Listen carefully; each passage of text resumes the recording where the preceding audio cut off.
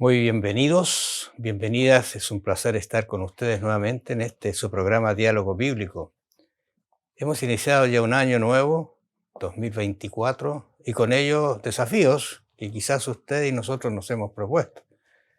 Pero también tenemos un gran desafío: estudiar nuevamente 3 meses un libro de la Biblia muy extenso, que es un libro que tiene 5 libros incluso. Y usted ya sabe y se ha dado cuenta que es el libro de los Salmos. Este es el material de estudios, la guía de estudio. Los invitamos a que usted también lo consiga, porque hay un material muy interesante para hablar acerca de los Salmos. Dice el autor que los Salmos son donde Dios y el pueblo se encuentran de corazón a corazón. El sufrimiento, la angustia, el llanto, el dolor se reflejan, pero también está la alegría y el triunfo en estos salmos. Es el lenguaje humano para hablar de corazón a corazón. Así que de eso vamos a conversar, del libro de los Salmos, durante este trimestre, enero, febrero y marzo. Y damos una cariñosa bienvenida a nuestro pastor Hedre. ¿Cómo está, Luis? ¿Todo bien? Bueno, gracias, Raúl, por la bienvenida. Estoy bien, agradecido de Dios porque estudiar estas lecciones también nos edifica. El libro de los Salmos es un libro extenso, 150 salmos, el más largo de la Biblia. Como decía Raúl, son 5 contenidos, 5 libros dentro de todos los salmos.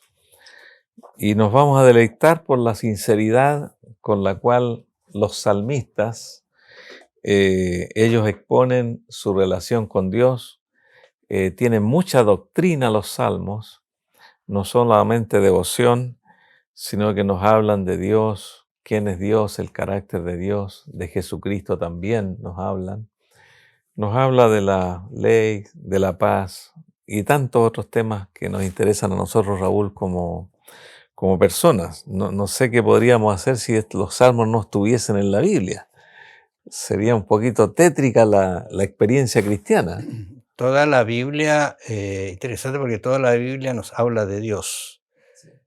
Pero los salmos nos hablan de nosotros, de mí, de mi persona y Dios, de esa relación, o sea, muy personal. Es muy hermoso porque resulta que el salmo te refleja, incluso vamos a ver algunas oraciones de salmos que te reflejan en todo lo que tú eres, lo que sientes, en la angustia, en la alegría, el casamiento, en la venida, quisiera la eternidad, todo está allí reflejado. Por eso que nuestro primer estudio va a estar relacionado a cómo leer o cómo leer los salmos, cómo llegarse a ellos, cómo entenderlos. Yo sé que muchos de nuestros oyentes y quienes están viendo a lo mejor saben algo de los salmos, o quizás algunos no saben de los salmos, pero usan muchas terminologías de salmos para su hablar, para expresarse a lo mejor, y están presentes allí, como por ejemplo tú has escuchado ese como el siervo brama por las corrientes de las aguas, ¿no es cierto? O el Salmo 23, el Salmo del pastor, etcétera, etcétera. O sea, allí están presentes en la vida de las personas y en la literatura, ¿no es cierto? Y también en la literatura hebrea especialmente están los salmos presentes.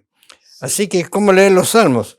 Ahora, lo interesante es que allí en el Evangelio de Lucas 24:14, es un incidente que uno dice, ¿qué relación tiene esto con los salmos? Pero resulta que tiene mucho, porque el texto central dice justamente, estas son las palabras que les hablé cuando estaba aún con ustedes. ¿A quién le está hablando aquí? A personas que están de alguna manera decepcionados, tristes, huyendo quizás, no lo sabemos, pero estaban saliendo de Jerusalén, ¿no es cierto? ¿Y qué les dice? Que era necesario que se cumpliese todo lo que está escrito de mí. Y aquí viene lo interesante, él lo menciona a Cristo, de mí en la ley de Moisés, en los profetas y en los salmos. O sea, estaba presente en la enseñanza de Jesús los salmos. Y termina diciendo, entonces les abrió el sentido para que entendiesen las escrituras. Estos amigos que iban a Emaús, ¿no es cierto?, se estaban refugiando en la tarde, pero volvieron nuevamente a Jerusalén con la gran noticia de que nada menos que Cristo mismo había estado con ellos. Sí, a mí me gusta esa idea de que Jesucristo citó mucho los salmos. Y eso nos da a entender la autoridad de los salmos, que era palabra de Dios, aunque muchos fueron oraciones espontáneas que fueron escritas posteriormente. Hay otros salmos que fueron preparados exclusivamente para actos especiales, como cantatas allí de camino hacia Jerusalén, como himnos, también como exaltación que iban acompañadas de instrumentos musicales, también como poesía. Y eso nos presenta a nosotros, aunque los leemos en nuestro idioma, español. Sin embargo, los salmos fueron escritos, la mayoría, todos en hebreo, y hay una traducción del hebreo al griego, después del griego al latín, y nos llegó al español. Sin embargo, todo esto a nosotros nos muestra una riqueza que tienen los salmos para alentar el alma. Cuando una persona está triste, si lee un salmo le va a dar ánimo, le va a reconfortar. Cuando uno mira el contexto de los salmos en el culto a Israel, estaba presente. Estaba de tal manera presente que lo usaban. Incluso habían personas asignadas exclusivamente para el canto de los salmos. No hacían otra cosa. Por eso que a veces cuando uno ve la alabanza en la iglesia, participan todas las personas que quieren alabar a Dios, pero aquí estos eran como contratados para... David especialmente empezó con esta idea, ¿no es cierto?, de tener gente exclusivamente para la alabanza, y el salmo era en las presentaciones, en la inauguración del templo. Y efectivamente los salmos eran himnos, eran oraciones inspiradas. Y como dice aquí la historia de Israel, había muchos salmos de alabanzas, salmos que eran oraciones de dedicación, fiestas religiosas. Y los hebreos cantaban estos salmos de memoria. Algunos los cantaron por cientos de años. Ellos se sabían de memoria, no había otra manera de aprenderlos, sino eran cantos que la gente a veces los entonaba en su casa, mientras trabajaban, y eran muy hermosos. En el idioma hebreo tienen que haber tenido un orden, una relación muy importante, que era fácil memorizarlo. Estaban hechos para eso. Ahora, lo interesante de esto, quizás que nos falta a nosotros, porque tenemos la parte escrita, tenemos los celulares, que están los salmos, la Biblia, todo, ¿no es cierto? Pero allí no habían estos elementos. Entonces todo era una transmisión oral. Y ahí que se crea la importancia del padre de familia que transmitía esto a sus hijos. Y tú sabes que los hijos iban a la escuela de los rabinos y ellos tenían que aprenderse casi la Biblia de memoria, o sea, para poder salir. Eran los cursos que tenían ellos de enseñanza, especialmente los salmos. Por eso que me acordé de Jesús cuando estuvo con las personas del templo. ¿Te acuerdas que 12 años tenía? Y ellos quedaron admirados porque dijeron, este no ha venido a estudiar, pero vaya que sabe. ¿Y cuántos de los salmos le habrá repetido, le habrá hablado él de esto? Y yo imagino que ellos reaccionaron pensando, mira qué interesante este niño, ¿cómo sabe tanto? Y ahí donde yo siempre he pensado que uno mira a María muy humilde, pero parece que no era tan humilde en el sentido de lo que sabía de la Biblia. Exacto. Y lo otro que siempre me ha impresionado a mí, digo, ellos gastaron mucho dinero en comprar rollos para que supiera él leer y tú sabes que leyó en un momento. Y uno dice, bueno, él fue Dios y aprendió así. No, él fue hombre y fue creciendo como hombre, lógicamente con esa sabiduría que le entregó el cielo, que nos puede dar a todos nosotros. y pudo defenderse y hablar y explicar muchas de las cosas lindas que decían de él.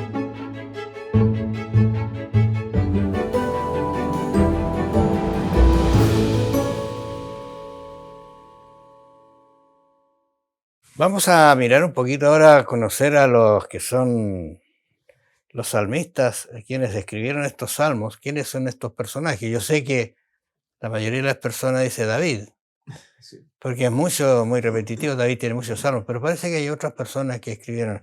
Estoy pensando aquí en el Salmo 25:1, dice: a ti, oh Jehová, levantaré mi alma, Dios mío, en ti confío. Este es David, ¿no es cierto? Y pidiendo perdón a Dios y protección a él. Mira lo que parece. O sea, uno de los actores principales de los salmos es justamente David. Sí, pues efectivamente a David se le atribuye el haber recopilado los salmos, de haber motivado, por ejemplo, a Asaf, a Etam, a Emán, y también recopiló que eran grandes sabios y inspirados, y los que escribieron salmos tienen la categoría de profetas, porque lo que ellos escribieron es inspirado. No eran personas que eran como artistas que componían algo bonito o que escribían una poesía. Ellos eran profetas, porque hemos leído algunos textos allí en Crónicas, por ejemplo, donde Asaf profetizaba. O sea, no solo cantaba, profetizaba. Y fue David quien recopiló la mayor parte de los salmos. Por ejemplo, hay un salmo de Moisés, que vivió casi 4 o 5 siglos antes de David. Y también fue incorporado al libro de los salmos. El salmo de Salomón, por ejemplo. De algunos levitas hay salmos sin nombre que están allí también. Y eso nos está mostrando a nosotros de que todo lo que está escrito en los salmos es inspirado y ha sido reconocido por Jesucristo, por los apóstoles, y nunca se ha objetado de que sean poesías con una estructura netamente o que proveyeron de la inteligencia humana. Quizás en los estudios nos pasaron algo de literatura, ¿no es cierto? Pero aquí uno encuentra una literatura tan hermosa para referirse a temas puntuales, porque son temas lo que están divididos. Los salmos tienen 5 libros, y entre esos 5 libros, ¿no es cierto?, hay diferentes tipos de salmos, y que, lógicamente, porque el autor lo hizo, sintió eso, pero el Espíritu Santo estuvo con él y le dio a entender y le dio la capacidad para escribir lo que dice, de escribir, por ejemplo, lo que le iba a pasar a Jesús, que hay algunos salmos muy cercanos a ellos. De eso lo vamos a ver incluso en oraciones la próxima semana, pero es maravilloso eso. Pero allí está, los salmistas no son solamente David, sino está, como tú dices, Moisés, está Salomón. Hay unos, como tú decías, que no tienen autor, pero están presentes, pero tienen una estructura realmente maravillosa en relación a la literatura hebrea. La garantía que se da es que fueron levitas, personas sacerdotes que se dedicaron a servir a Dios, y que en ese tiempo de David había muchos profetas.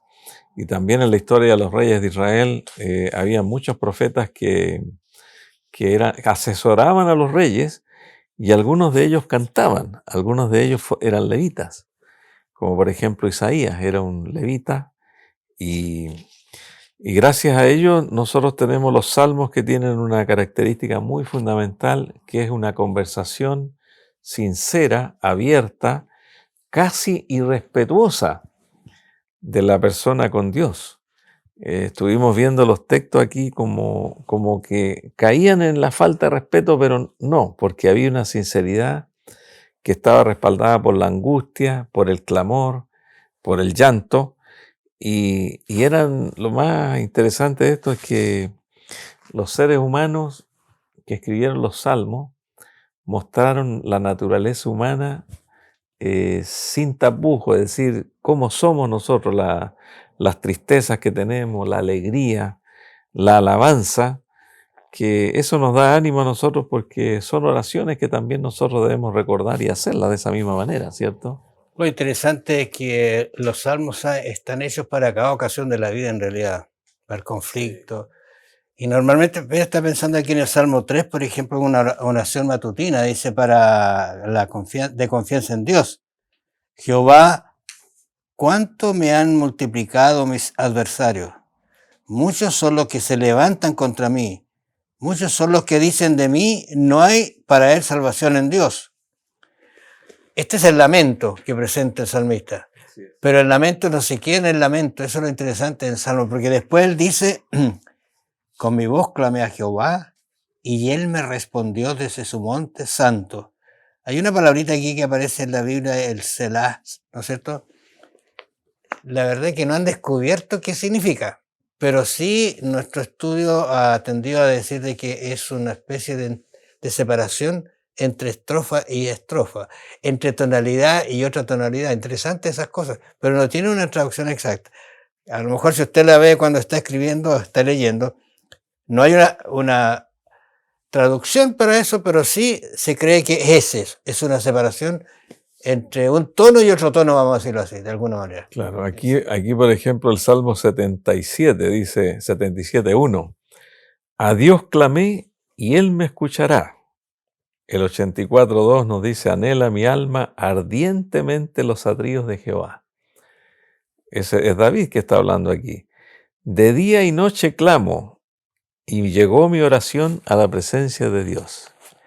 Qué maravillosas son estas oraciones para que nosotros las podamos practicar, porque así como Jesús oró, los salmos nos dan una orientación de cómo debieran ser nuestras oraciones, tan diversas de acuerdo al momento que estamos viviendo, y recordar que son himnos.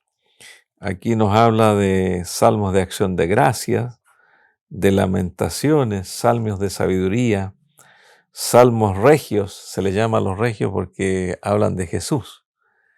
Y eso también, salmos históricos que cuentan la historia de Israel. Interesante porque los israelitas aprendían la historia cantando.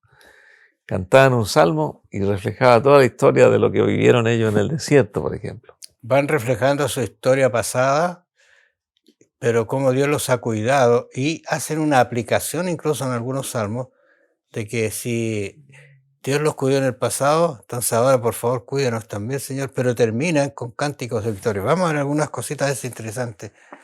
Pero para cada ocasión hay un salmo. No sé si te ha pasado a ti que a veces hay una Biblia en el velador, una vez en el Salmo 91, ¿no es cierto? Sí. No es la idea esa que se presenta acá, sino que sea realmente una vivencia personal para con Dios, de que esa palabra que hay allí es la palabra que yo estoy sintiendo. Y de hecho, muchas veces tú cuando visitas a alguna persona les lees un salmo. Claro. Yo recuerdo haberlo hecho con una persona y estaba en una condición muy crítica, muy crítica. Ella estaba prácticamente inconsciente y no sabían si iba a despertar o iba a fallecer, ¿no es cierto? Y dije, ¿sabes? Voy a leerle el Salmo 23. Y se lo leí tranquilamente, pausadamente. Y sabe que al parecer entendió el mensaje. No es mío, lógicamente, porque el Espíritu Santo trabaja allí.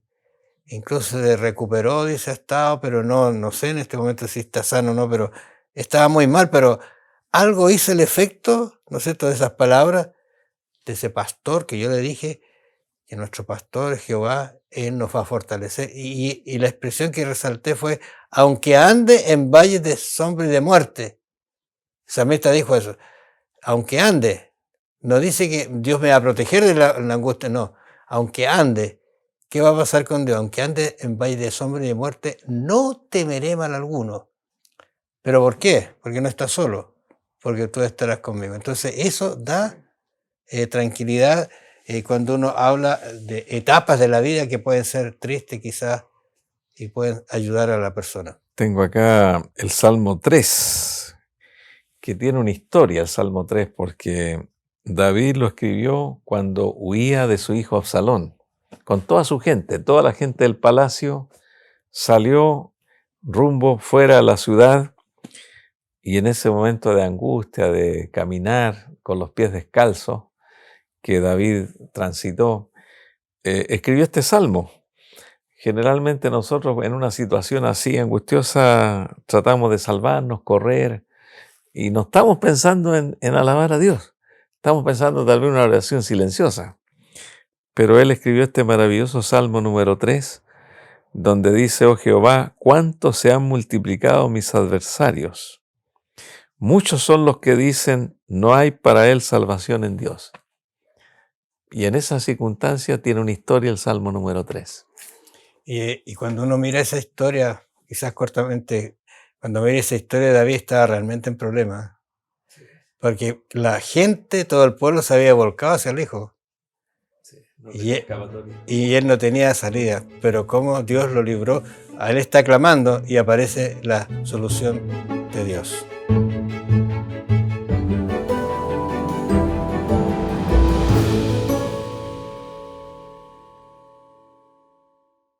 En relación a los salmos, también hay oraciones inspiradas que puede usar uno, y de eso vamos quizás a dar un poquito más de énfasis la otra semana, pero esta vez, estas oraciones inspiradas, por ejemplo, mira en 2 de Samuel, capítulo 23:1,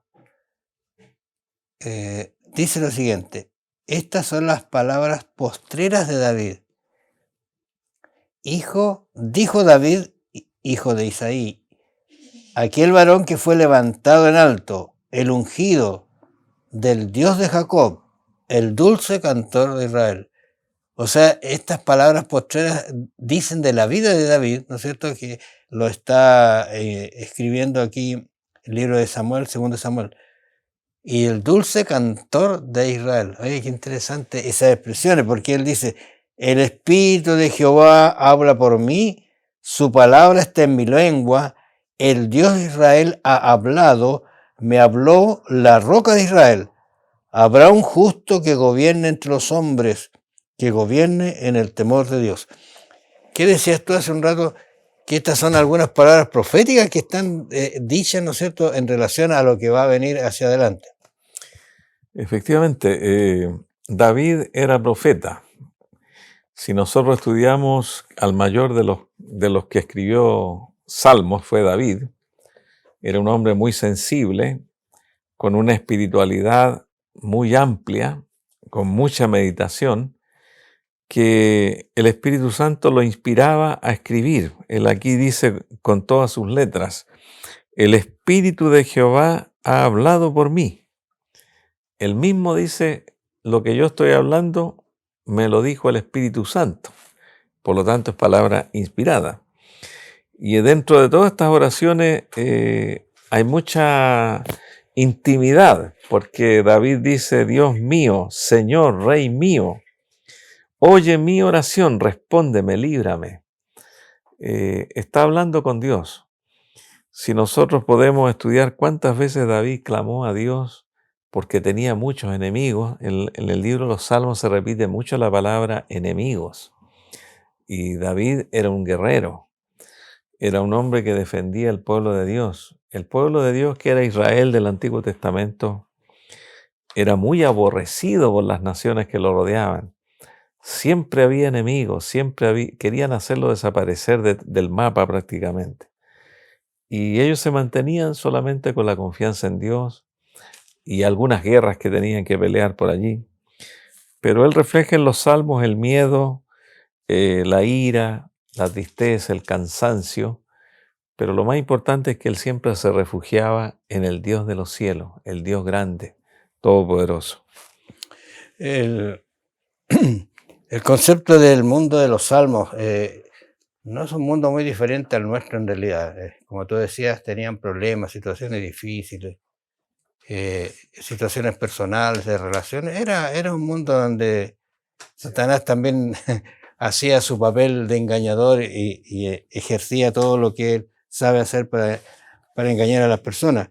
Pero estaba pensando aquí en este salmo, que me parece que el Salmo 16 justamente. Versículo 8. Sí. puntual versículo 8. Interesante lo que dice porque habla de lo que estaba pasando, las circunstancias difíciles, ¿no es cierto? El mundo de los salmos dice, las cuerdas me cayeron en lugares deleitosos y es hermosa la heredad que me ha tocado. Quizás hago un paréntesis, no sé dónde sacan estas palabras para expresar estas ideas, porque uno esto mismo, ¿cómo lo podría expresar? A lo mejor una idea, voy a decir barata, una idea simple, algo que se me ocurrió, pero aquí, ¿cómo están las palabras puestas? Porque mira, y lo vuelvo a leer, dice 16:8, ¿verdad? 16:6. Perdón, 16:6. Las cuerdas me cayeron en lugares deleitosos. No sé qué está tratando de decir, ¿te fijas? Claro, hay algo importante en esto porque en los salmos hay muchas imágenes, muchas figuras, muchas cosas que son reales y que se aplican a lo espiritual. Se utilizan muchas palabras como el Salmo 23, por ejemplo, el Salmo 91, para los que conocemos más los salmos. Hay muchas figuras que representan el cuidado de Dios. Estamos bajo tus alas, por ejemplo. Las alas, como la gallina tiene los pollitos allí cuidándolo con sus alas. Y en este caso que tú has leído allí, las cuerdas cayeron en lugares deleitosos. El verso 8 del Salmo 16 dice, a Jehová he puesto siempre delante de mí, porque está a mi diestra, no seré conmovido. O sea, está al frente, siempre está al frente. Claro, uno puede preguntarse, dice, bueno, ¿para qué sirve la cuerda? Para amarrar. Pero no es a veces dañina, si tú piensas así, pero es en lugares deleitosos. Y mira, él concluye esta idea, y es hermosa la heredad que me ha tocado. Ahora cuando uno dice, oye, es momento de qué está hablando David, de situaciones difíciles, de un mundo que él tenía, que era complejo, pero él encontraba, ¿no es cierto?, la tranquilidad, como tú leíste después en el versículo 8, la tranquilidad en Jehová. ¿Por qué dice él? A Jehová he puesto siempre delante de mí, porque está a mi diestra y no seré conmovido. Claro, efectivamente los salmos exaltan al Creador. Se habla mucho de la creación de Dios, que Dios es el autor de la vida, el que creó los cielos y la tierra, el que nos sustenta, es el soberano, es el juez de toda la tierra y el que provee para todos nosotros los seres vivientes del mundo por muchos años. Es omnisciente, es infalible. Aquí hay una teología bastante profunda de quién es Dios y los atributos divinos. También se le llama rey, es el rey del universo. Y que Dios no solamente está en los cielos, para decir una cosa, porque Dios es omnipresente, está en todo lugar, pero a los israelitas el Señor se les manifestaba como el Dios que está en el santuario y también como el Dios que estaba en el medio del pueblo y también estaba en los cielos.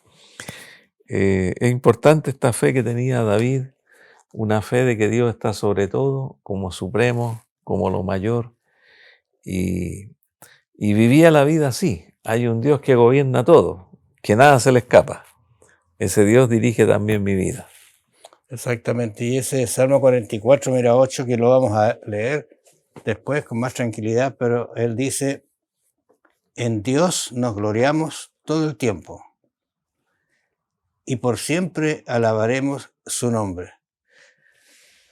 Un momento, este es un salmista, un salmo que está reflejando una situación muy crítica. Lo vamos a ver un poquito más adelante, pero cómo él expresa que Dios tiene solución a un problema grave que tiene. Mire, dice, en Dios nos gloriamos todo el tiempo. ¿Qué significa? Cuando estás bien y cuando estás mal. Cuando estás en aflicción y cuando no lo estás. Cuando estás alegre y cuando estás triste. En todo tiempo. Esa línea de mantenerse así es compleja en realidad, porque a veces nos quedamos mucho con el sufrimiento y el dolor y eso nos hace todavía ser más más triste, más Como pesumbroso. o sea, los salmos nos dicen a nosotros que todo lo que nos pasa en esta vida tiene una explicación, que no la conocemos. Pero siempre nosotros en la oración y en la reflexión llegamos a una conclusión y sacamos algo bueno de las cosas que a veces nos afligen, nos preocupan, son problemas. Pero el salmista David siempre en los salmos estuvo lleno de problemas. Pero gracias a Dios, él escribió esto para gloria del Señor. Vamos a invitar a quienes están en este momento escuchando este diálogo bíblico, que usted reflexione personalmente sobre los salmos, los lea, los analice. Nosotros tenemos la guía que ya les he mostrado, pero cuando usted se acerca personalmente al salmo, aunque se lo explique, escuche un lindo sermón acerca de los salmos, alguien analice literariamente un salmo, pero cuando usted se acerque personalmente y en el respeto que merece su Dios a leer un salmo, usted va a encontrar cosas nuevas que en su mente nunca se las va a olvidar y servirán, como para David, de refugio en el momento de aflicción, de alegría, de gozo, de tristeza, de desamparo, de pena. Ahí están los salmos. Que el Señor los bendiga. Vamos a seguir la próxima semana hablando de las oraciones de los salmos. Bendiciones. Será hasta entonces.